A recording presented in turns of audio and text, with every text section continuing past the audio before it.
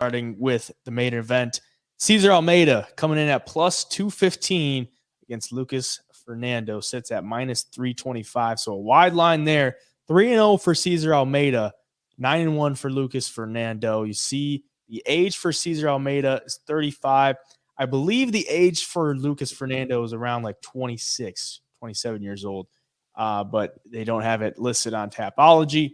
It's going to be 3 inches taller than Cesar Almeida. But if you look at Cesar Almeida, 3-0, so fairly inexperienced as far as MMA goes, but very experienced with the kickboxing. He's had 3 kickboxing fights with Alex Pereira, dating back to 2013, so nearly 10 years ago. He fought Alex Pereira, lost, and then fought him again. He won a decision, and then fought him again in 2015. He lost a decision. So he's 1-2 against Alex Pereira. He's got a lot of kickboxing experience.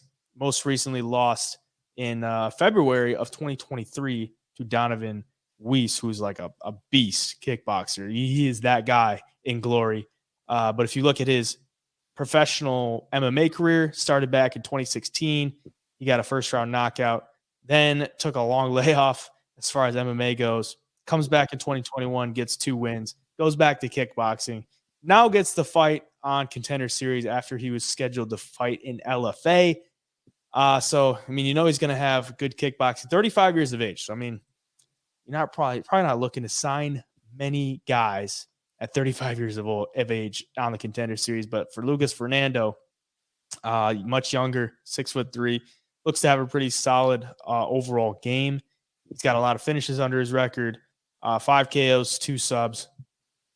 It's going to be a tough matchup for Cesar Almeida because it looks like the path to victory for Lucas Fernando is to put the pace on him, probably look to mix in some takedowns and test that aspect of the fight.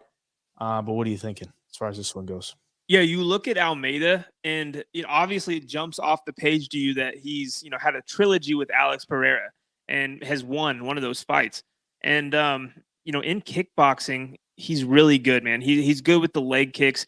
You watch the fight that he won against Pereira, and he looked faster with the kicks than him. And he was able to stand in the pocket and eat some of Alex's shots for that whole fight too. And I believe did all 3 of their fights go to decision? Yep. Yeah. So, I mean, that's a feather in your cap too. You're not getting knocked out by Alex. I mean, Izzy went out and got knocked out by Alex. I mean, obviously different sport, but you get the point. And I think people will be betting him just for that factor alone, is that he's been in there with guys like Alex in kickboxing. But what they probably won't look into is how good Fernando is. When you watch his tape, this dude has phenomenal leg kicks as well. I mean, he is predominantly a striker, but he will mix in the grappling. You've seen in some of his past fights. He's big. I mean, he fights at range really well as well. He's just a strong physical dude. In this fight, I think if he wants to get the win for sure, I think he's going to come out and grapple right away, or at least engage in the clinch, use the size and the strength to his advantage, take some of the pop out of Almeida's shots. If he gets into the ground, man, the dude's pretty vicious. So I think he could get a win that way, and he's a big favorite for a reason, regardless of who Almeida's been in there with in glory. And on the feet even, though, I mean, if Fernando connects, like, he'll put dudes out. He will put dudes out. He swings hard. He hits hard. I'm super excited to see Almeida just because of the kickboxing pedigree, but I'm equally as excited to see what Fernando's got because there's a reason he's a big favorite over this dude. Yeah, obviously. I mean, you look at the price, like Fernando being a pretty sizable underdog. It's not a bad shot to take there because he's going to have super high-level striking. But for Lucas Fernando, the more well-rounded mixed martial artist in this spot, bigger guy, younger guy, I'm going to have to go with him. But it's not a bad shot on Almeida. Right. I just wonder, like, how good is the mixed martial arts game? Considering he's coming off of kickboxing for the past year, basically. He hasn't been in mixed martial arts since 2021. So he's been in kickboxing for the past year. He's not really in the gym, working on the mixed martial arts game. Comes in here. He's a live dog, but I got to go with Fernando there.